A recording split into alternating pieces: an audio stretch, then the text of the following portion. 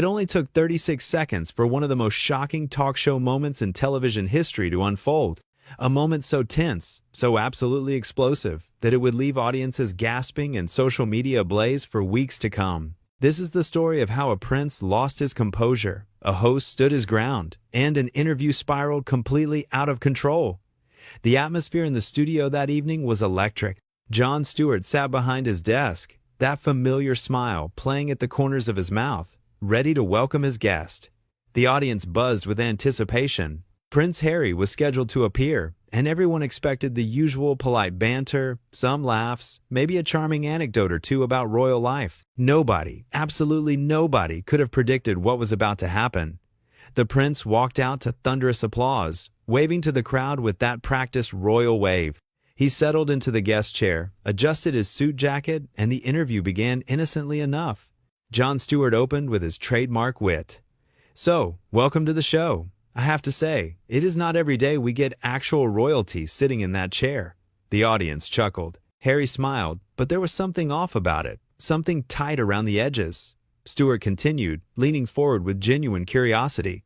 "You have been in the public eye your entire life. I cannot imagine what that must be like, growing up with cameras constantly following you around. How do you handle that kind of pressure?" Harry shifted in his seat, his jaw tightened just slightly.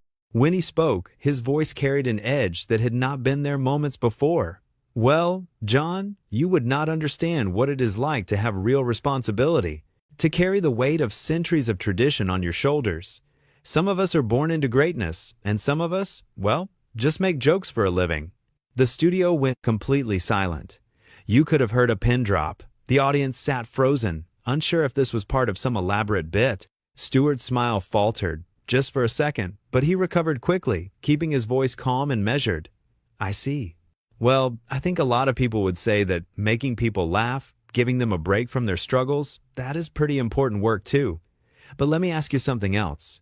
You have spoken publicly about your own struggles with mental health, which I think is incredibly brave.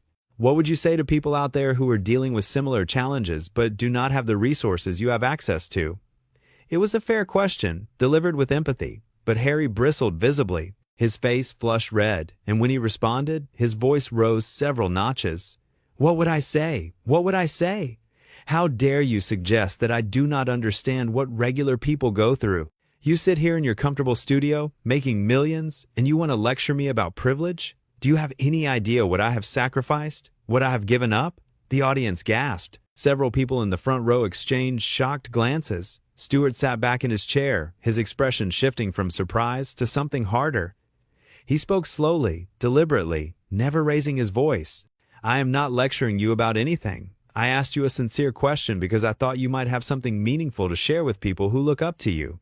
But if you came here to insult me and my profession, I think we might need to reconsider how this conversation goes." Harry stood up abruptly, the sudden movement making his chair screech against the floor. His face was now completely red, and he jabbed his finger toward Stewart. "Reconsider? Reconsider? Do you know who I am? Do you know who you are talking to? I am a prince. My family built empires while your ancestors were doing whatever it is common people do."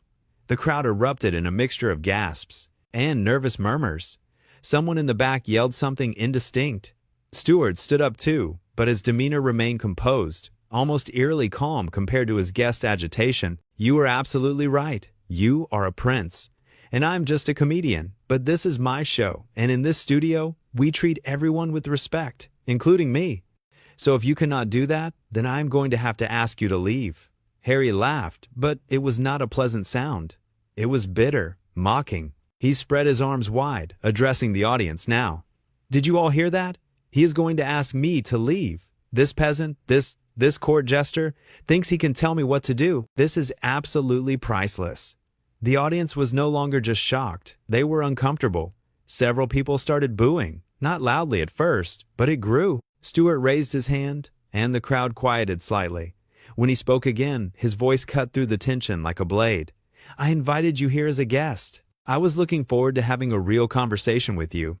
But instead, you have come here and insulted me, insulted this show, insulted these people who took time out of their lives to be here tonight. And you know what? Title or no title, that is not okay."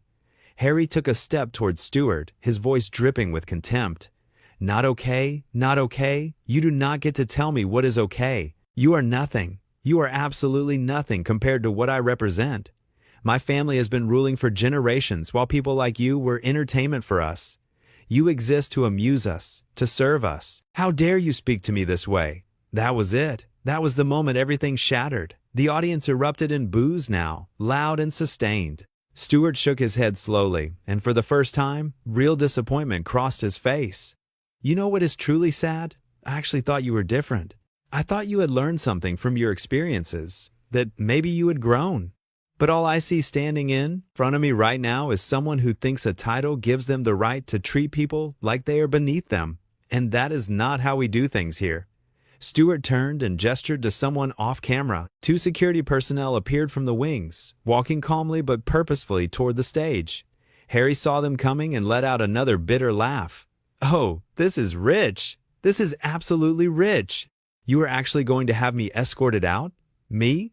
Do you have any idea what kind of trouble you are getting yourself into? The kind of consequences this will have for you? Stewart crossed his arms, his voice steady and clear.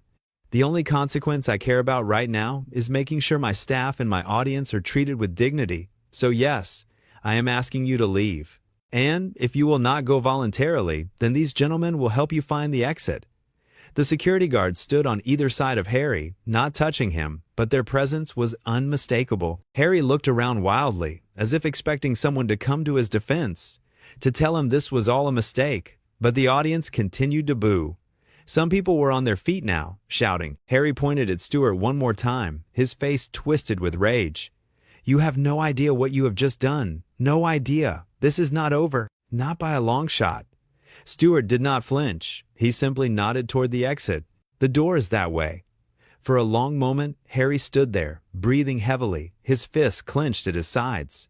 Then, finally, he turned on his heel and stormed toward the exit, the security guards following at a respectful distance. As he reached the edge of the stage, he spun back around one last time.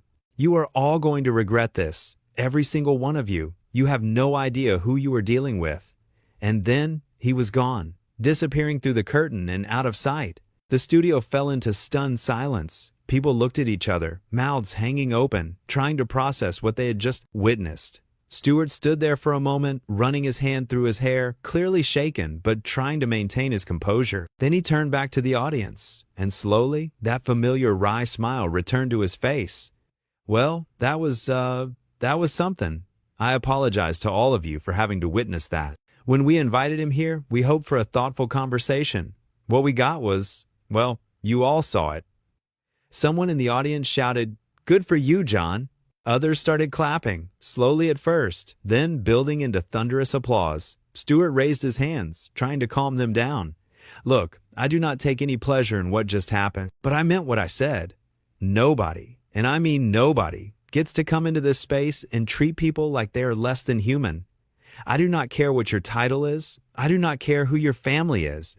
Basic respect is not negotiable. The applause grew even louder. Stewart waited for it to die down before continuing. You know, the thing that gets me, the thing that really bothers me about all of this, is that he had a platform. He had a chance to share something meaningful, to connect with people who might be struggling with some of the same things he has talked about struggling with. And instead, he chose to, well, you saw what he chose to do. Someone from the crew handed Stewart a glass of water. He took a long drink, clearly trying to collect himself. When he set the glass down, he looked directly into the camera. Here is what I want everyone watching at home to understand. That display you just witnessed, that attitude, that is not strength. That is not confidence. That is insecurity masked as arrogance. Real strength is treating people with kindness regardless of who they are or where they come from. Real confidence is being able to have a conversation without resorting to insults and intimidation. The audience responded with scattered applause and several shouts of agreement. Stewart nodded, acknowledging them, then continued. And you know what else? I feel sorry for him. I really do. Because imagine going through life thinking that your worth comes from a title, from who your ancestors were, rather than from who you are as a person. Imagine being so disconnected from reality that you think you can treat people however you want and face no consequences. That is not a life I would want to live. He paused, letting those words sink in. The studio was quiet now, everyone hanging on his every word. Look, I'm not naive. I know there are going to be people who come after me for this. I know there are going to be headlines and hot takes and all of that, but I stand by what I did. If standing up for basic human decency means dealing with some backlash, then so be it. That is a price I'm willing to pay. The audience rose to their feet, clapping and cheering. Stewart smiled, genuinely touched by the response. Thank you, really, thank you. But honestly, you all should not be applauding me. You should be applauding yourselves for having the common sense to know that what you just witnessed was wrong. That takes courage too, to see something unacceptable and actually recognize it as such. He walked to the front of his desk, sitting on the edge, his posture more relaxed now. Can I tell you what really gets me though? The hypocrisy of it all. He has spent years talking about wanting to be seen as normal, wanting to escape the constraints of royal life, wanting to be treated like everyone else. And then he comes in here and pulls that, talking about how people exist to serve him. You cannot have it both ways. You cannot demand to be treated like a regular person and then throw your title around the moment things do not go your way. More applause rippled through the crowd. Stewart waited for it to quiet down again. You know, when his people first reached out about doing the show, I was excited.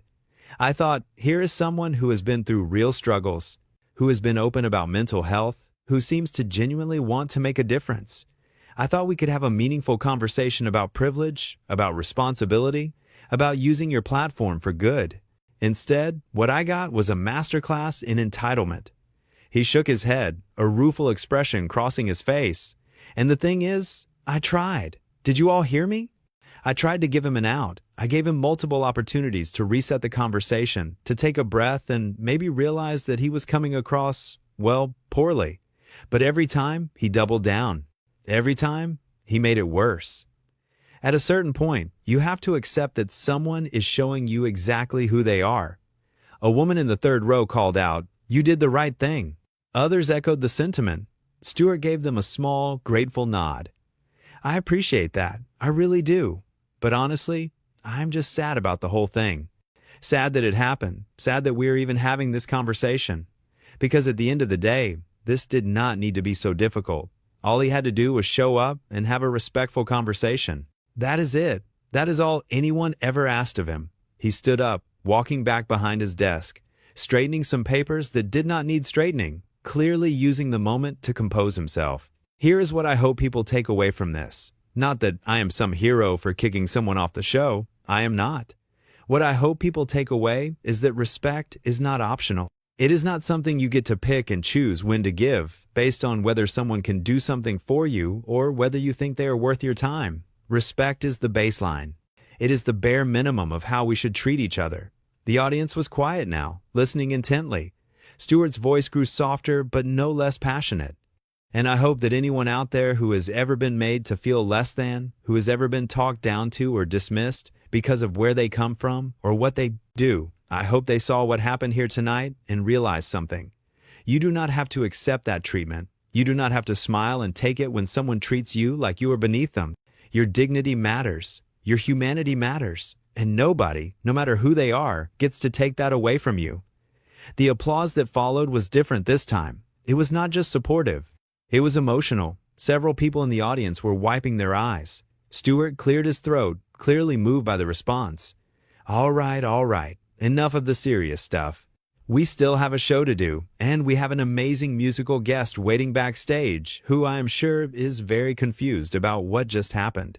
So we are going to take a quick break, collect ourselves, and when we come back, we are going to do what we always do. We are going to find something to laugh about. Because that is what gets us through, right? Finding the humor in the absurdity of it all. He looked directly into the camera one more time.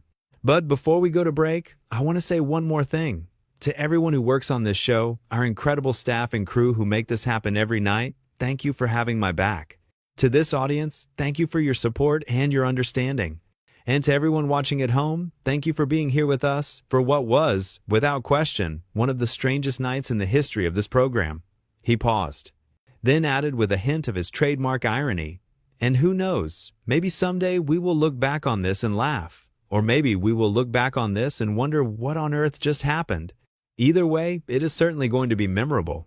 The audience laughed, the tension finally breaking. Stewart smiled, that genuine, warm smile that had endeared him to millions. "We will be right back. Stay with us." As the cameras cut away and the commercial break music started playing, Stewart slumped in his chair for just a moment, the weight of what had just happened finally showing on his face. But only for a moment. Then he sat up straight, took another sip of water, and prepared to continue the show. Because that was what he did. That was what he had always done. No matter what happened, no matter how chaotic things got, the show went on. Backstage, production assistants were frantically making phone calls, trying to figure out what to do about the massive gap in the show that the prince's early departure had created. The musical guest was being briefed on what had happened, their eyes growing wider with each detail. Social media was already exploding, with clips of the confrontation spreading like wildfire across every platform. In the green room, one of the producers stood staring at the monitor, shaking their head in disbelief. They had been in this business for 20 years, had seen countless interviews go south, but nothing, absolutely nothing, compared to what they had just witnessed. It was going to be a very long night. But out in the studio, as the commercial break ticked down and the cameras prepared to come back on, something remarkable was happening. The audience, who had every right to be upset or confused or disappointed, were rallying. They were chatting with each other, sharing their shock and support, but also their admiration for how Stewart had handled an impossible situation. The moment had started so innocently. When Harry had first been announced as a guest, the excitement had been palpable. People in the audience had waited in line for hours just to get a seat. They had come with their phones charged and ready, eager to capture what they assumed would be a delightful, charming interview. Instead, they got front row seats to television history, though not in the way anyone had expected. As Stewart had continued trying to engage with Harry, asking thoughtful questions about his charity work and his views on modern media, the tension had only escalated. Every answer Harry gave seemed designed to provoke, to condescend, to remind everyone in the room that he considered himself above it all. At one point, Stewart had asked about Harry's foundation and the work they were doing to support mental health initiatives. It should have been an easy question, a softball that anyone could have knocked out of the park. But Harry had responded with barely concealed contempt. "Our foundation does more in a single day than most people accomplish in their entire lives. We are changing the world while others are just, well, talking about changing it. There is a difference between those who actually matter and those who pretend to matter." Stewart had paused at that, his expression unreadable. Then he had leaned back and said quietly, "You do realize that thousands of organizations and individuals work tirelessly every day to make the world better, right? Many of them without any recognition, without any fanfare. They just do the work because it needs to be done. Does that not deserve respect?" Harry had actually scoffed at that, out loud, in front of everyone. Respect? From whom? From me? Why would I respect someone doing something anyone could do? I respect achievement, real achievement. The kind that requires breeding and education and resources that most people simply do not have access to. The audience had started to turn at that moment. You could feel it in the room, the way people shifted in their seats, the uncomfortable murmurs that rippled through the crowd. Stewart had glanced at them, then back at Harry, and you could see him making a decision about how to proceed. "So what you are saying is that people are only worthy of respect if they come from the right family or have access to certain resources? That is a pretty narrow view of humanity, is it not?" Harry had stood up at that point, not in preparation to leave, but to loom over Stewart's desk, to use his physical presence as a form of intimidation. "It is not narrow, it is realistic. The world is divided into those who lead and those who follow, those who matter and those who do not. I am sorry if that truth makes you uncomfortable, but someone needs to say it." Stewart had stood up too then, not to match Harry's aggressive posture, but simply to meet him eye to eye. No, someone does not need to say that, because it is not true. Every person has value. Every person deserves dignity. And if you cannot see that, if you genuinely believe that some people matter more than others based on accidents of birth, then I honestly feel sorry for you. That was when Harry had really lost it. His face had gone from red to purple, and he had started jabbing his finger in the air, punctuating each word with a sharp gesture. "Feel sorry for Emmy? You feel sorry for Emmy? I am a prince. I have traveled the world, met with presidents and prime ministers, done things you could never dream of. And you, a television host, a comedian, you feel sorry for me? The audacity is truly breathtaking. The audience had started booing then, really booing, and Harry had turned on them with fury in his eyes. Oh, boo all you want. All of you sitting there in your cheap seats, living your ordinary little lives. You think you can judge me? You think any of you are qualified to have an opinion about someone like me? It is laughable. Stewart had raised his voice then for the first time, not shouting, but projecting, making sure everyone could hear. That is enough. You do not get to insult these people. They came here to enjoy a show, to be entertained, maybe to learn something. They did not come here to be told they do not matter because they were not born into the right family. Harry had laughed then, that bitter, mocking sound that seemed to fill the entire studio. Oh, is that what this is about? You are worried about their feelings? How precious. How absolutely precious. This is my mistake, I suppose. I should have known better than to come to a place like this, to waste my time with people who cannot possibly understand what it means to be important. And that was when Stewart had called for security, not in anger, not even in frustration, but with a kind of sad finality in his voice. I really tried to have a conversation with you, but you have made it clear that you are not interested in conversation. You are only interested in talking down to people. So I am going to ask you one more time to leave voluntarily. If you will not, I will have you escorted out. Harry had looked around the studio wildly, as if expecting someone to come to his defense. But the audience was standing now, not in support of him, but in support of Stewart. They were chanting, "John, John, John," over and over, drowning out whatever Harry was trying to say. The security guards had approached slowly, professionally, their hands held out in a non-threatening gesture. One of them had said, loud enough for the microphones to pick up, "Sir, we need you to come with us. Please do not make this more difficult than it needs to be." Harry had looked at them, then at Stewart, then at the audience, and for just a moment, you could see something flicker across his face. Maybe it was realization, maybe it was embarrassment, maybe it was just shock that his behavior had actually led to consequences. But whatever it was, it disappeared quickly, replaced by renewed anger. "You are all going to pay for this," he had hissed, his voice low and venomous. "Every single one of you. You have no idea what you have started. No idea what this is going to cost you. I will make sure of it."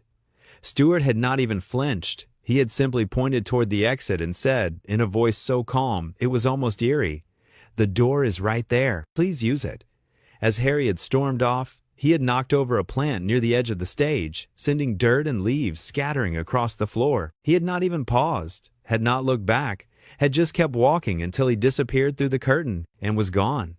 The silence that had followed was deafening. Everyone in that studio had just witnessed something unprecedented, something that would be talked about for years to come. And in that silence, Stewart had stood there, his shoulders slightly slumped, clearly processing what had just happened. Then someone in the audience had shouted, "We love you, John!" And it was like a dam breaking. The applause had started, growing louder and louder until the entire studio was on its feet, clapping and cheering, not just for Stewart, but for what he represented in that moment. Standing up for dignity, standing up for respect, standing up for the idea that nobody is above basic human decency. Now, as the commercial break wound down, Stewart took a deep breath and looked out at the audience.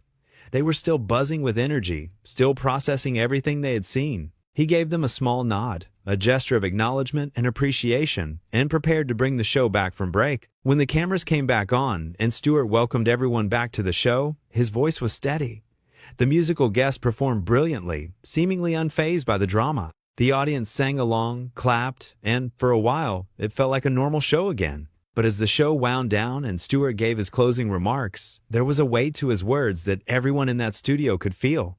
He was not just wrapping up another episode, he was closing a chapter on something bigger. And when the cameras cut and the lights came down, the audience did not rush for the exits. They lingered, talking to each other, sharing their thoughts about what